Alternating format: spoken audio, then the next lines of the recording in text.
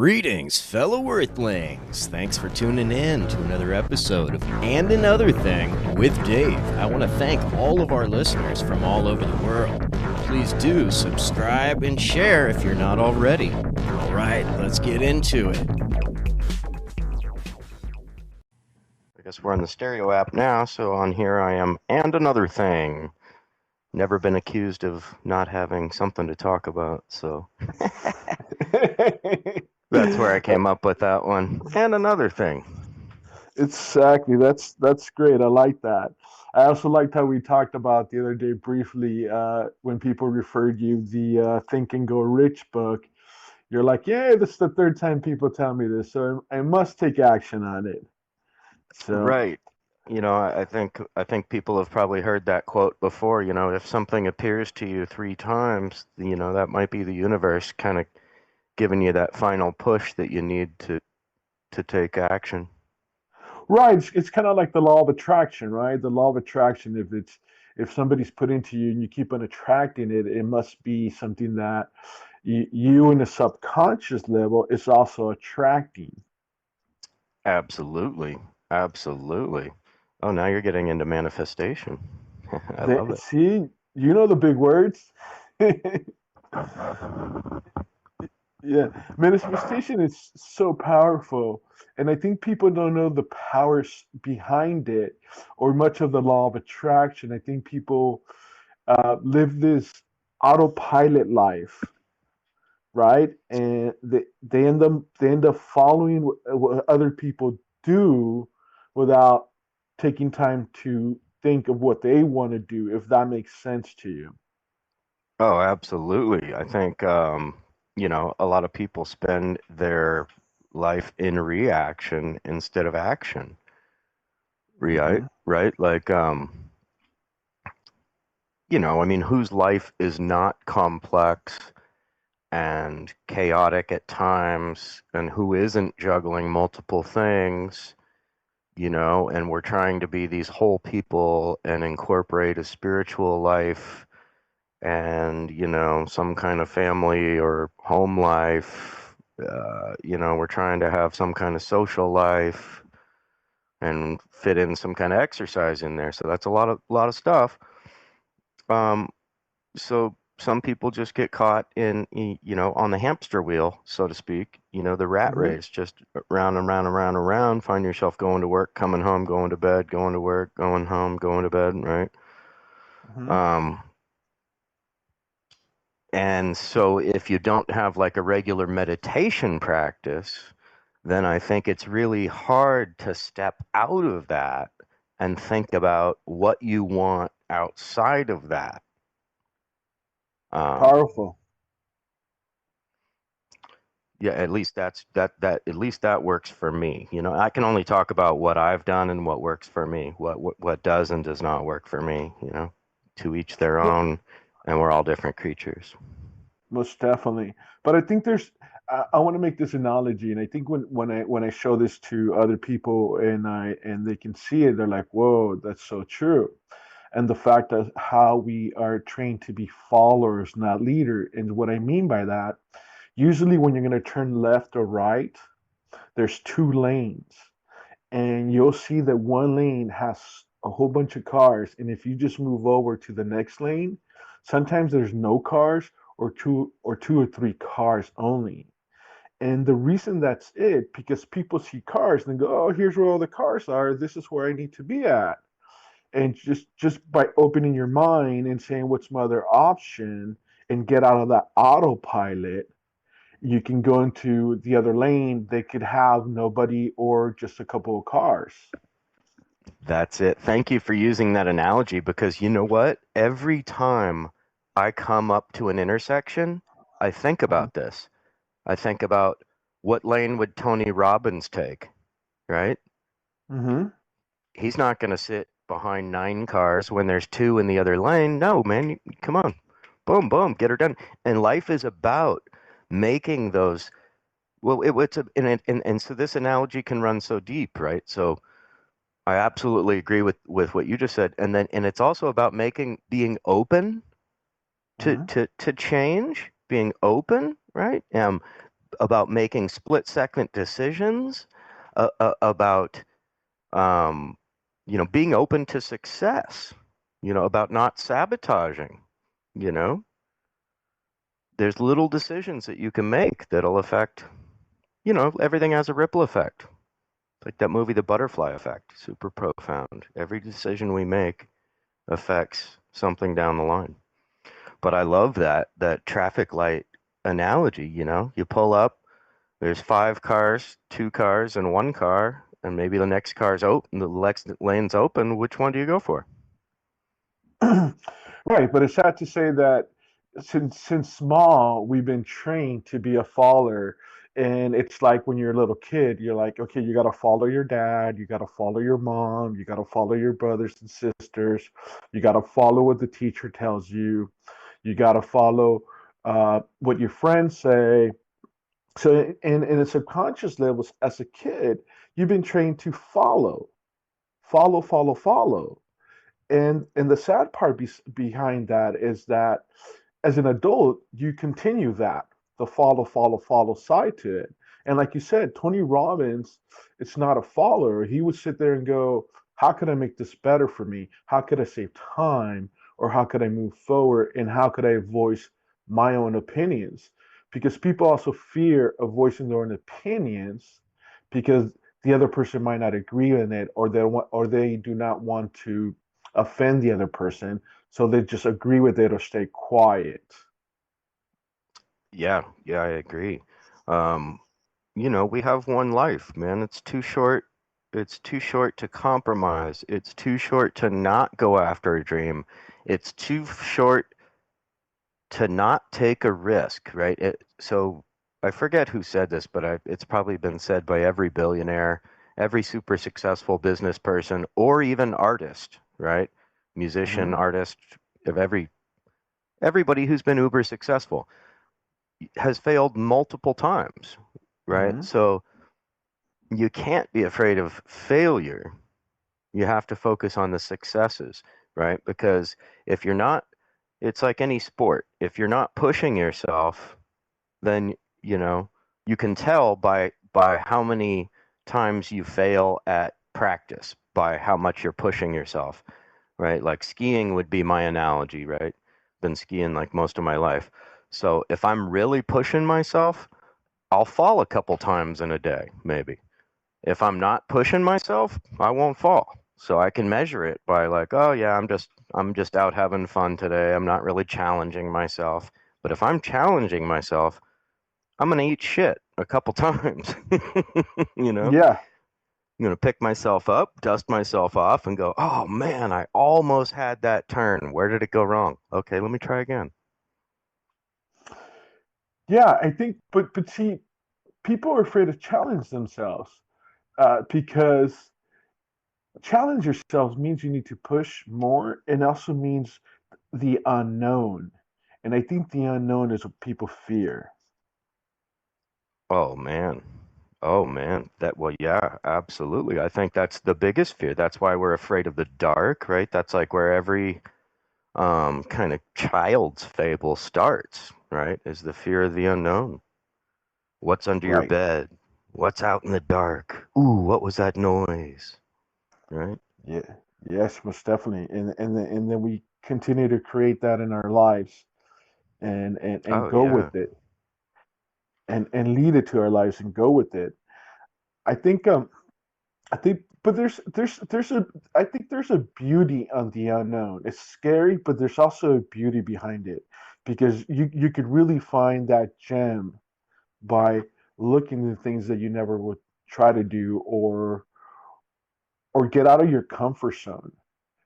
And our comfort zone is so comfortable that we're so afraid to jump out of it because the unknown, and we might be cold, we might be not knowing, and we might trip, like you mentioned. If you go on skiing and you say, "Yeah, I'm going to try a new loop, a new area," well, you might fall a couple times, but it doesn't mean you're not good at it.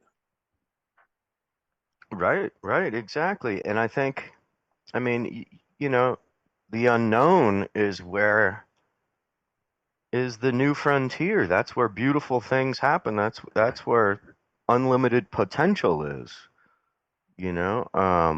Every great discovery has been made by going into the unknown.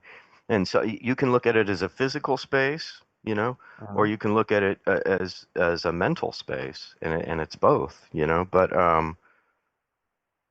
one thing that really helped me with that is skydiving. I used to have a recurring nightmare that I was kind of falling, and I would wake up like, ah. Um, so I decided to face that fear head on instead of having it control me. I was like, all right, well, let's see what this is about and let's face this thing head on. So I went skydiving and and then boom, it went away. You mentioned skydiving, and it's something that I've been putting out there that I want to do. Um, I I don't want to say I'm afraid of heights, but I'm not too fond of them. How's that?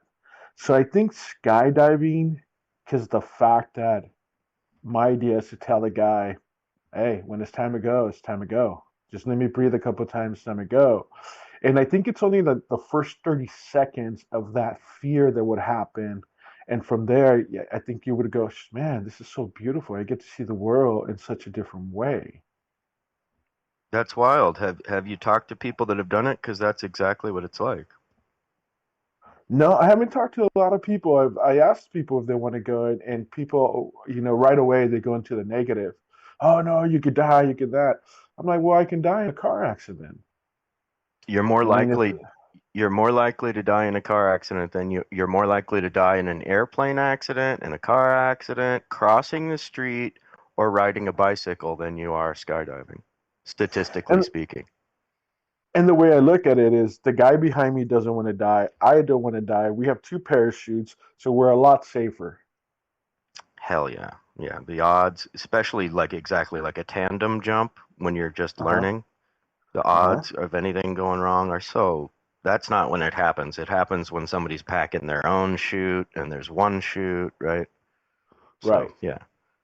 Um, So, but it's such a great analogy because here you are leaping out into the unknown, total surrender, and the reward for that was my nightmares went away. I used to be deathly afraid of heights, dude. So this to me was like,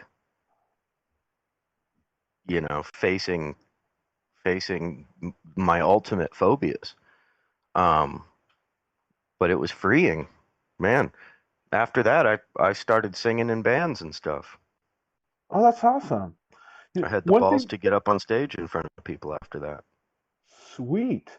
One thing that I've been doing to get out of my comfort zone, not to bear off too much about the skydiving, but the skydiving also has to do getting out of your comfort zone, right? Confront your For fears. sure. Yeah. It's it's cold showers. Oh yeah. Um, and people who listen to this, they might not like, what does that have to do with the cold shower, right? Well, if you the first thing that you do in the morning is you jump in the cold shower, you get out of your comfort zone because you would rather have a hot shower in the winter. And if you can train your mind from that moment to get out of your comfort zone, everything else that happens throughout the day, you're able to confront a lot better and a lot easier because you already took the step to come out of your comfort zone. And one thing that I do, I used to do like the whole hype, oh yeah, I got this, and oh yeah, it can't break me, and all that good stuff. But when I started breathing, just taking the time to breathe, you know, and and tell myself it's just cold water. That's all it is. I'm not That's gonna it, man. die. Nothing's gonna happen. It's just cold water. I'm gonna be uncomfortable for 5-10 minutes, but that's all it is. It's just cold water. Is cold water stronger than me? No, I don't think so. Not in this situation.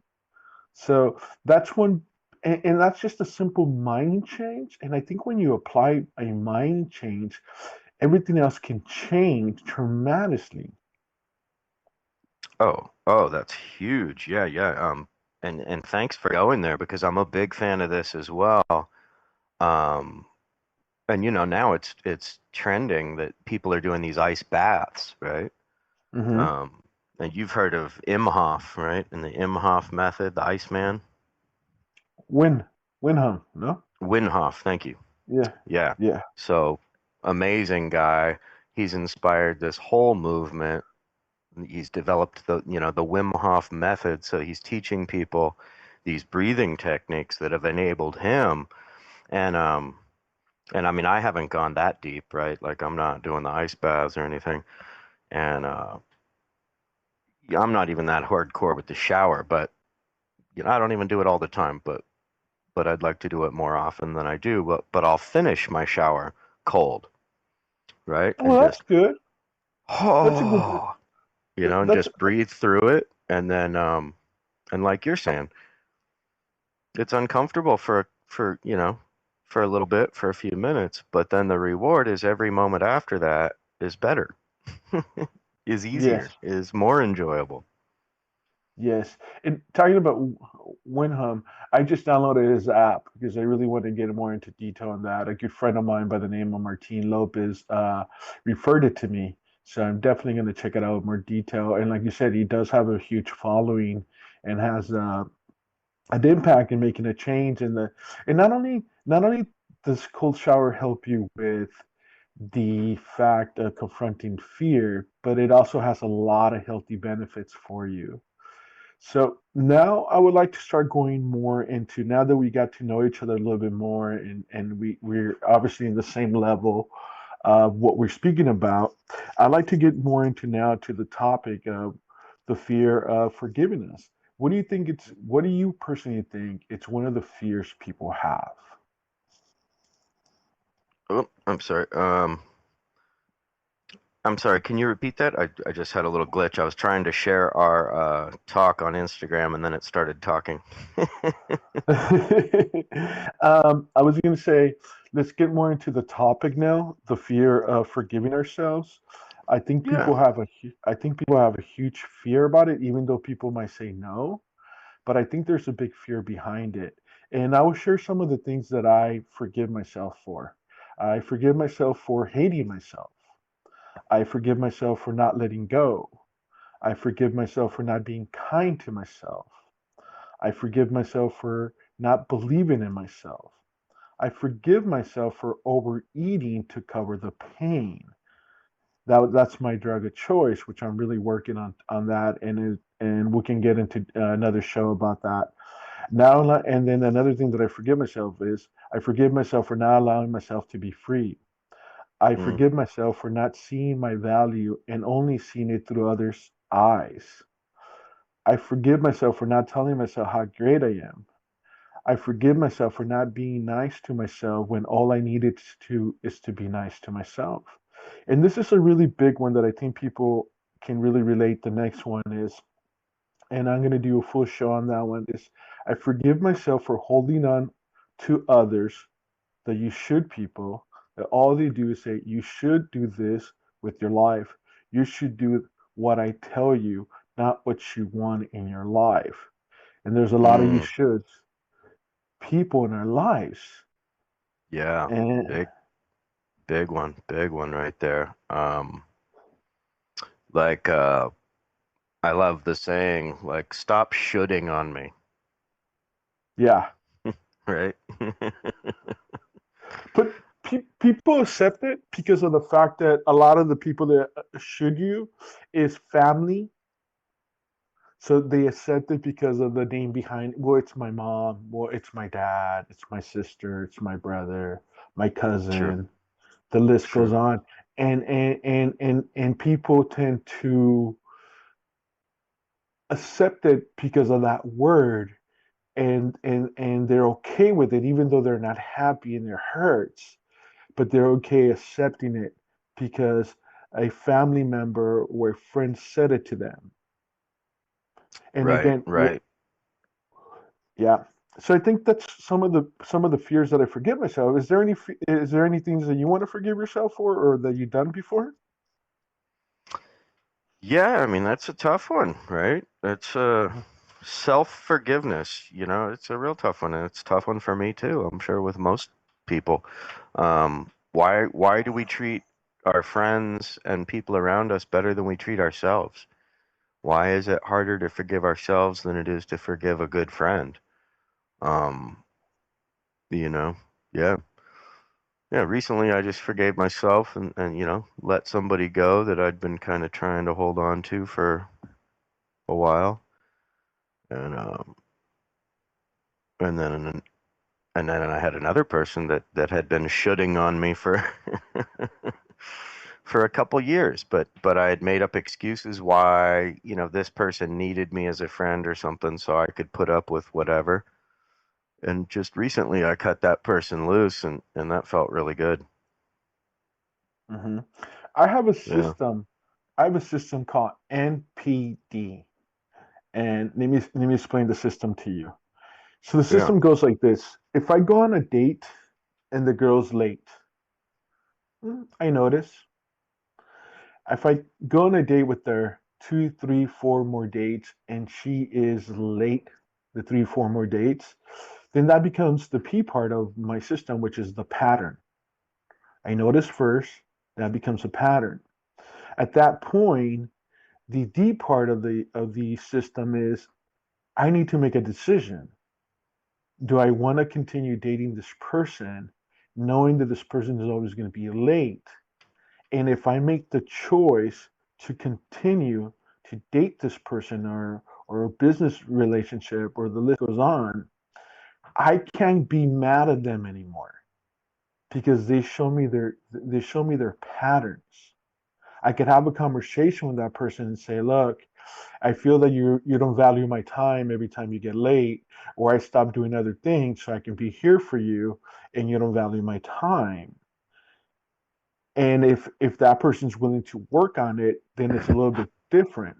But if the person says, that's I'll try better, and it continues happening, and you keep on accepting it, then I don't think it's the other person's fault. I think it's your fault for allowing it to accept it. Right, because then right now, you've accepted their pattern of behavior and bought into it and made an agreement. So now you're saying, okay, well, for whatever reason, it's still worth engagement. Like, I've heard a good saying around that, like when somebody shows you who they are, believe them. And Hmm. if you keep trying to believe that there's somebody else after they've shown you who they are, that's on you. Exactly. It's definitely on you, and you can't complain. But you know what? A lot of people don't see it as it's on them. It's like, well, that person is always late, and it's easier to point the finger than accepting, right? Sure, sure. Oh yeah. Yeah, But excuse me. But what's that? There's another great saying. I love referring to things I've learned, little nuggets here and there. When you're pointing the finger at somebody, you got three more fingers pointing back at you, right? most definitely, most definitely. So it's so much easier, and I find it so much more constructive when people can talk from the I. This is my experience. This is what happened to me. Because as soon as you start talking about somebody else, what do you know? You're not them. You don't know what they're going through. You don't know what their experience, their life experience, or their current situation is, right? Correctly, correctly. So, yeah, So you think people are afraid to look within? I think people are afraid to look within and start like to mention the things that I started forgiving myself for, and start looking into that because it's painful to a certain way to look into it and go, oh man, I either accepted all this or either I did all this. right, right, yeah, right, exactly. Like we're not just innocent witnesses to our lives, right? So either we participated in one way, shape, or form. Like there's this triangle of conflict, right? Like an Mhm, argument can't exist without the aggressor, the enabler, or the victim, mhm. right? So if you choose not to play one of those roles, an abusive situation or an argument falls apart. right? Because it needs those three components in order to function. Um, so yeah, exactly. So it's powerful. Um, and blame and forgiveness, I think, go so hand in hand. I think the things that annoy us the most about other people are the things that annoy us most about ourselves. So that comes right back to forgiveness. And fear of success. You mentioned that as well. I think Hmm. that's a huge one. I think a lot of people sabotage themselves because of a fear of success. And it's also what we grew up with. So if we see our family struggling as we grow up, we'll fall into that, and we have a fear of money or fear how to make money because all you've seen and all you know is it's failure or really tight, and you never take the time to step back and forgive yourself for seeing that and believing that and start making a mind change so that doesn't apply to you. Right, right. Making a generational change. It's also generational change, but it's also reparenting. You gotta Yeah, reparent yourself so you can see a lot of different things. I'm not saying that a mom or dad are wrong. What I'm saying is they only knew what they knew. But sure. we live in a different situation where we have mobile phones, we got Google, we have all kinds of things that we can pick up and look for answers. Before you would have to go to a library, you had to do a whole bunch of church, search for it. Now you can pick it up and say, how can I start making a mind change? What is the things you do? And then you have personal development coaches like myself. They can take you through the process of start making that change and start seeing your worth. Your worth. And here's the important thing: start seeing your worth through your own eyes, not through the eyes of negative people in your life. And that takes a lot of forgiveness. That takes a lot of forgiveness within yourself. Yeah, and possibly forgiveness of other people and right? Like Hmm. I like the idea of reparenting. Um I know you've probably heard of the guy Robert Kiyosaki that wrote The Rich Dad Poor Dad. Yes. So he looked at both of his parents and he decided to reparent himself in the way that his dad that was making money was was behaving, right? So, Right. yeah, it's powerful. And, Exactly, because we only know what we know until we reach outside of that. right. We need to start noticing things, become aware of things, and then see how those things affects our beliefs, and see how our beliefs are affected through our actions. Hmm. So when you can take the time and go, wait a minute, I kind of noticed this, and I'm becoming more aware of that habit or that belief or that thing somebody keeps on telling me, and now it's affecting my beliefs. I'm starting to believe it. I'm starting to say it's true, and then my actions are based on that belief. Right, And I right. struggle a lot with that. I grew up with a family that was mentally and physically abusive to me. So for many years, they would tell me, you're a loser, you're not going to get anywhere in your life. And I started believing it. I started Yeah. believing it to got to the point and say, hey, well, this must be true because they would also tell you, I love you and I would never do anything to hurt you. So it was very confusing Mixed until I messages. exactly mixed messages until I started learning personal development, teaching personal development. They say that when you teach personal development or you teach something, you get to learn it twice. Absolutely. And you have to learn it on such a deeper level because you have to be able to present it to other people. So it really, really, yeah, absolutely. And not only that, you also have to be able to present it to other people without tapping into that pain, your past, right? You'd be able to Correct. you be able to teach it and be a teacher and not a, oh my God, this is what happened to me. But Hmm. instead of sharing, go, this is what happened for me, and this is the changes I've made. You know, it took Right. me it took me some time to forgive my mom for the things that she allowed it to happen to me, the things that she did to me. Yeah. I there was a while that there was hate.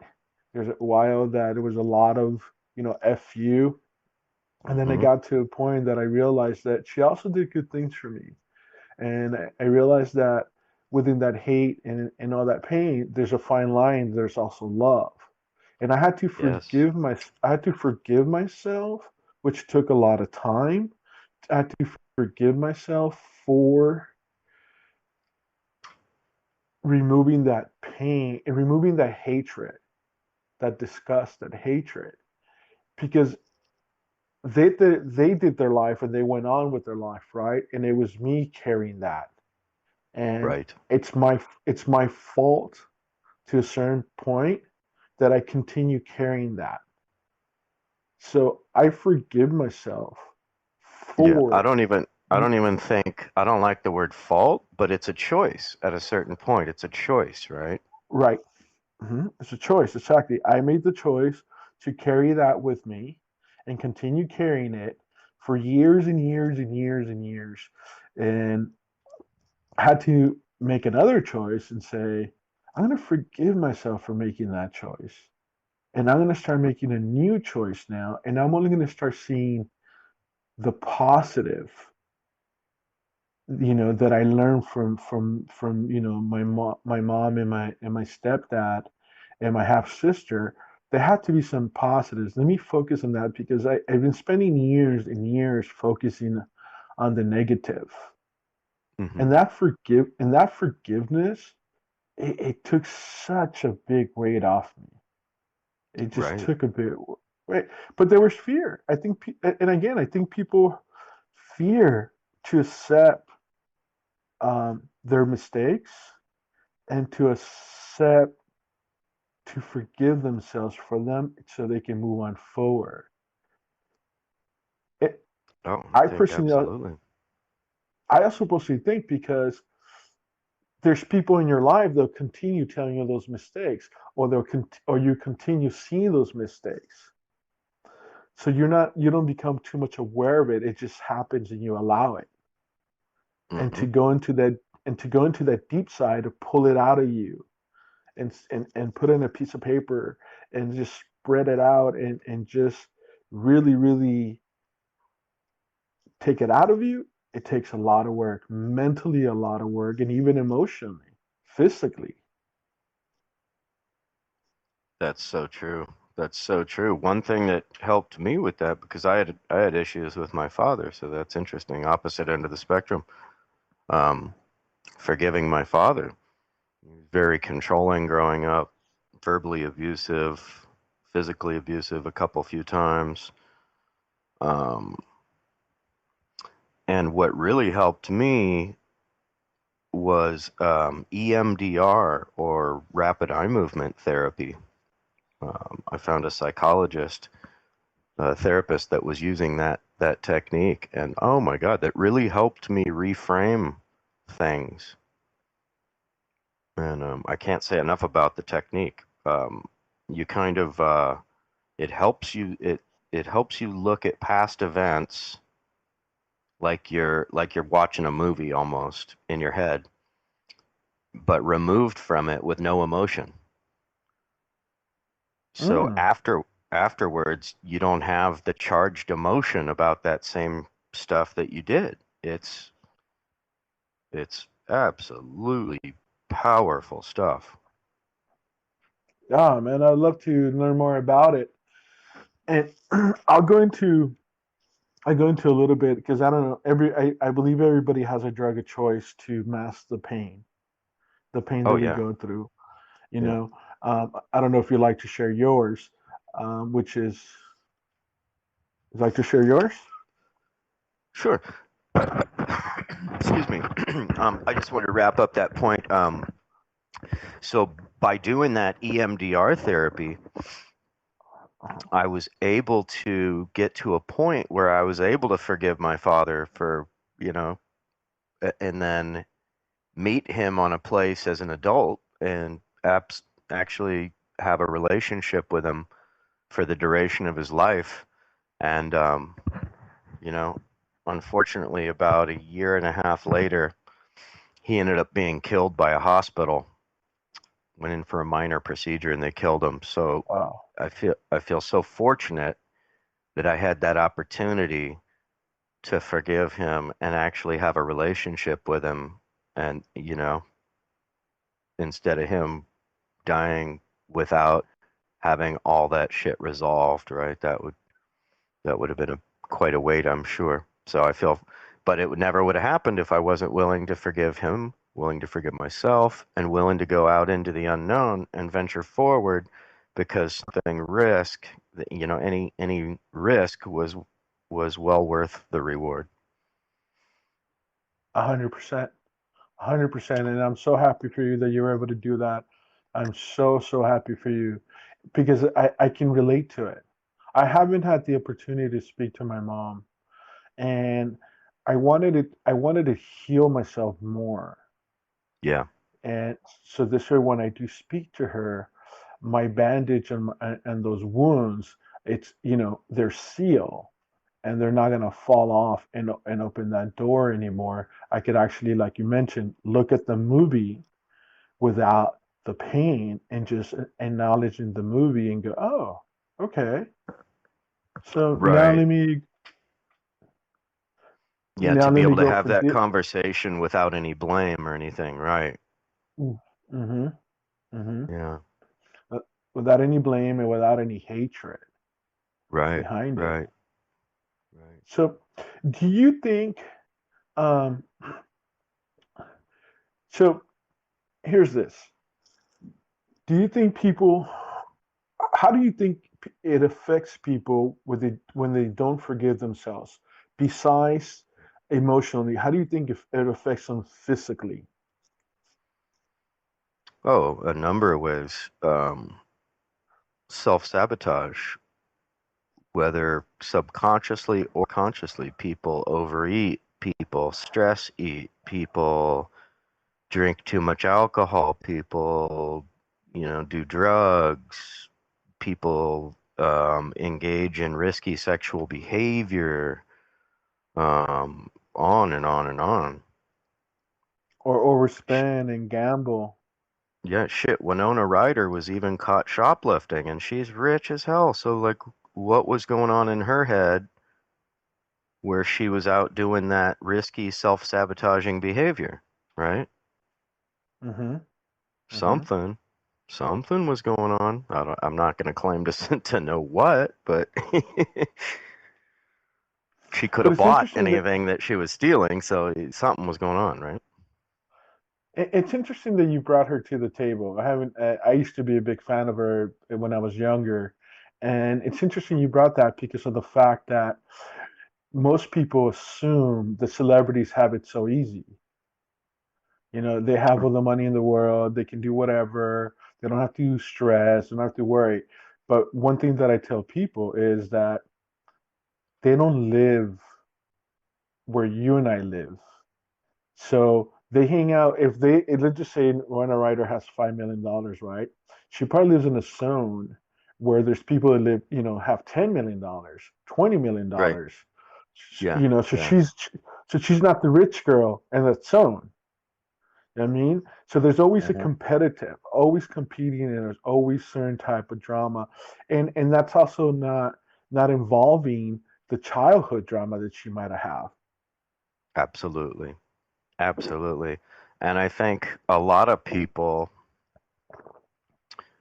you know, I don't know. I think there's probably a lot of people that are motivated to be a star because it takes a crazy amount of motivation. Like I was saying, I sang in Hmm. bands for a little while, but I barely made it out of the city that we were founded in.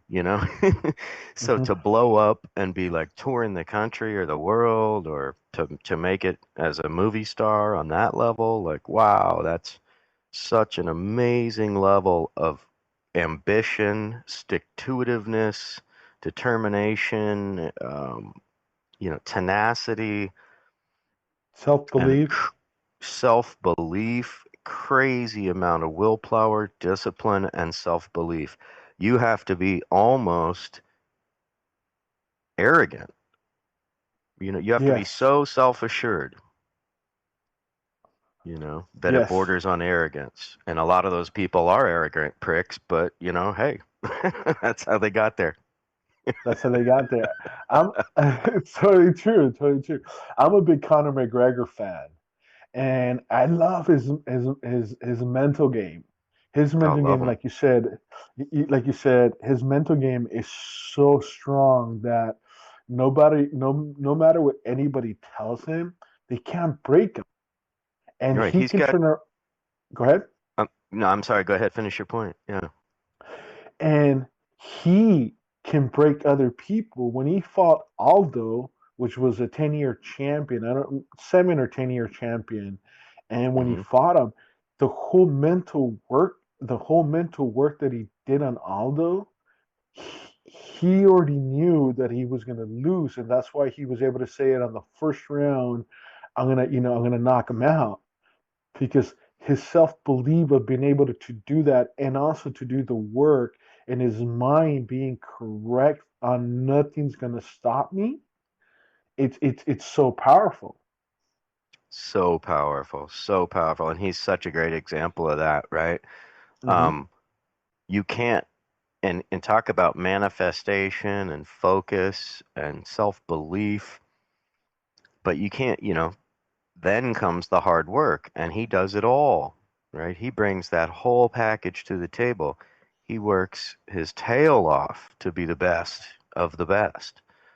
But his mental game, man, he has people beat before he even gets them in the ring.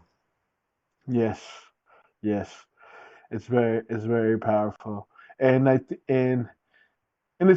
beautiful in their own way. He might do it, very aggressively, but it's also they also has a certain beauty in it, like you said, the beauty of that self confidence and that self motivation and that self hunger that you made it all the way to the top and you still have that hunger. I mean, he doesn't need the money to fight. I mean, if he doesn't fight the rest of his life, he'll be fine, Oh but yeah, he's he still goes into the ring like it was the first time he's been to the ring, and that's one of the things that I really admire about him. mm-hmm, mm-hmm, absolutely. Yeah. I Yep, see his that we grandkids would be fine. exactly. I think he's worth like $120 million, so I think he'll be fine. Yeah, a couple So good investments and his grandkids will be sitting pretty. yeah, most definitely. So Yep. what would be one nugget that you can share to our listeners to empower them to forgive themselves more? Um,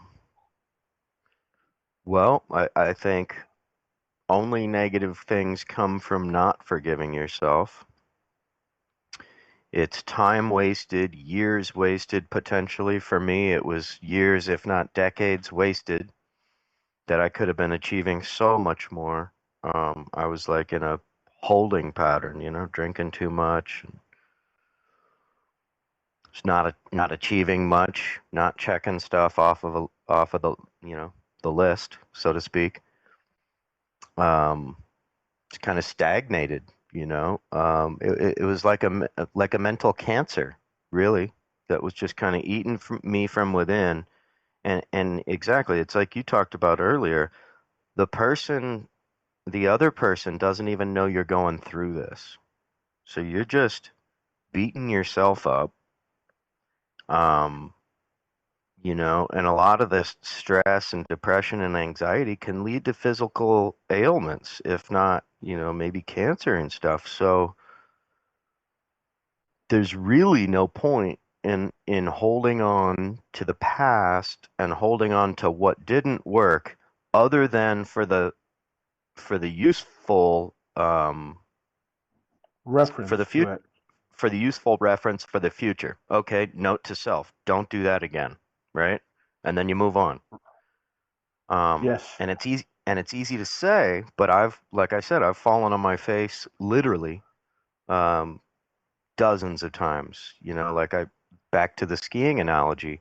I can ski better than just about anybody I know, but I've got scars in my face from, you know, accidents where I was pushing myself. Um, so, you know, without risk, there's no reward. But what do you have to lose by forgiving yourself? Zero. And you got everything to gain. You'll look at the world in a whole new way. You'll have a weight removed from your shoulders. You'll be able to instead of living in that realm of reaction, you'll be able to take action and start to manifest things in your life that you want. Yes, yes, yes. I 100%. I think you said it beautiful. I think you said really beautiful. I would say, and I would say it in the sense of, if you don't forgive yourself, don't expect to grow. As Bam. simple as simple as that. Yeah, You know. absolutely. So Yeah. if you want to grow, you need to start forgiving yourself before you can have healthier relationships. Because if you carry that weight in you, how can you have how what would you bring to a relationship? And I'm talking friendships, romantic relationships, business relationships. And when you give yourself that forgiveness, like you said, our past only becomes a reference of, oh, maybe I shouldn't do that again. Or you know what? I'm not going to allow people do that to me anymore.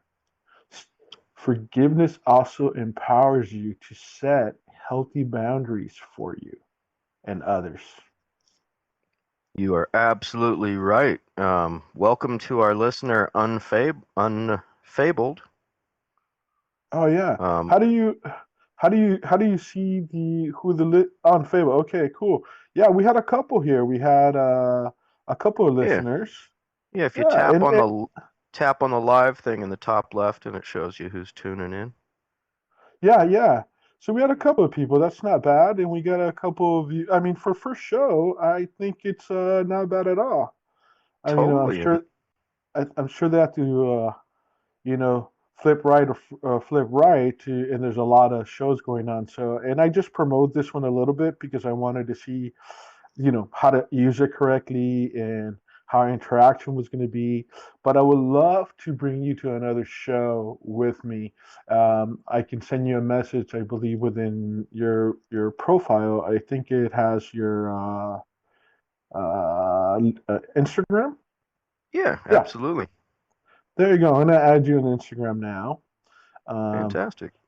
Yeah, and I think it has that, and I think we can do this again, and we can talk about a good subject that will empower people. Because I really do think when people hear this back, it's really going to empower them, and when we share it, I think it's also going to empower them. I think it's going to be something good for them, and I hope that what they get out of this is starting to forgive themselves. Because one thing too that we didn't touch bases and we'll touch bases on it now is when you forgive yourself, you also add self love to yourself.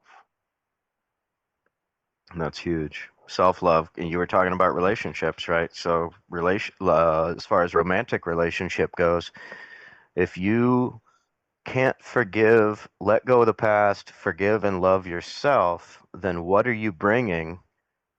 It's almost like you have a blockade preventing you from getting into a new healthy relationship, right? Because unless you can love Hmm. yourself, you can't meet somebody else as an equal in a new relationship. Right.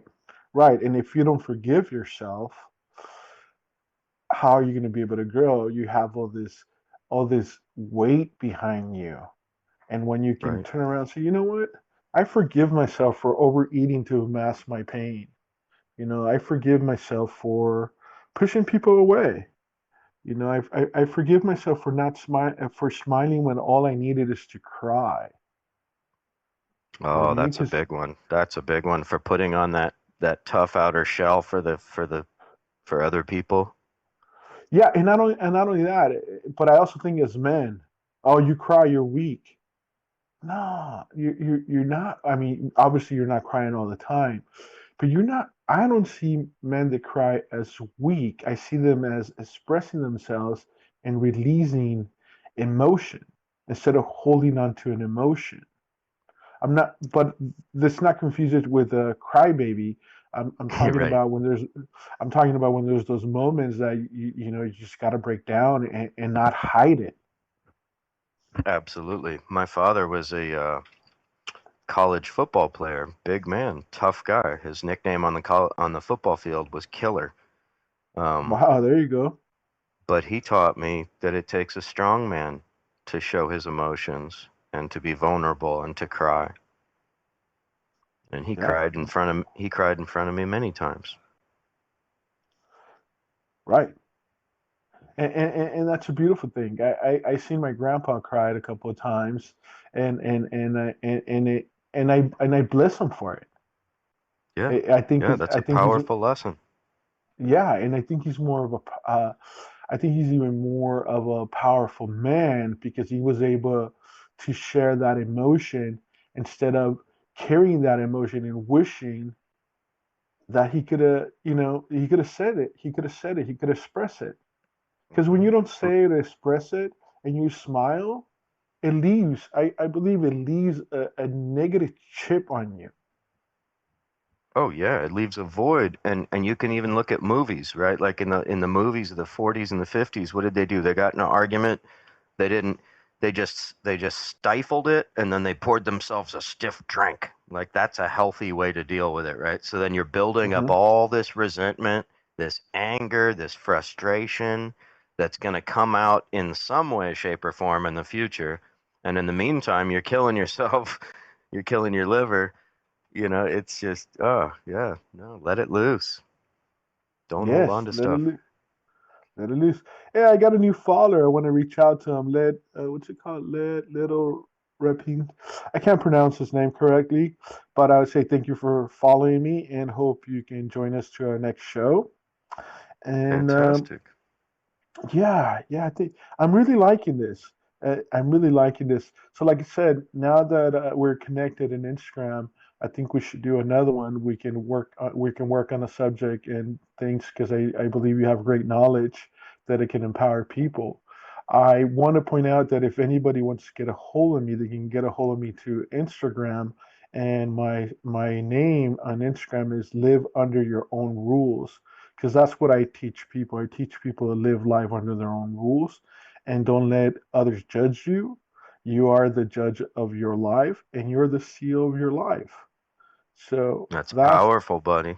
That's powerful. thank Thank you. I just friended you on Instagram. I'm following you on here. I can't wait to do another show with you. And yep, if anybody wants to reach out to me, you can reach me on, I'm on all social media, so Instagram and Facebook are both at and another thing. It's either at yeah, and another thing or at and another thing with Dave, depending. Um, yeah, and perfect. if you want to shoot me an email to talk about something more in depth or something like that, and another thing with Dave at Gmail. Oh, awesome. Awesome. They could also find me under Facebook with Live Under Your Own Rules. They could also find me there. I hope that we empower others. And I really, really thank you for your time, Dave. I think this is the beginning of a great friendship and the beginning of empowering other people together. Fantastic. Thank you for letting me be a part of this. I'm much appreciated, and I really had a good time. Look forward to our next one. All right, thanks for tuning into another episode and another thing with Dave. Please follow, subscribe, and share. I'm on all social media and another thing with Dave. And keep seeking the truth.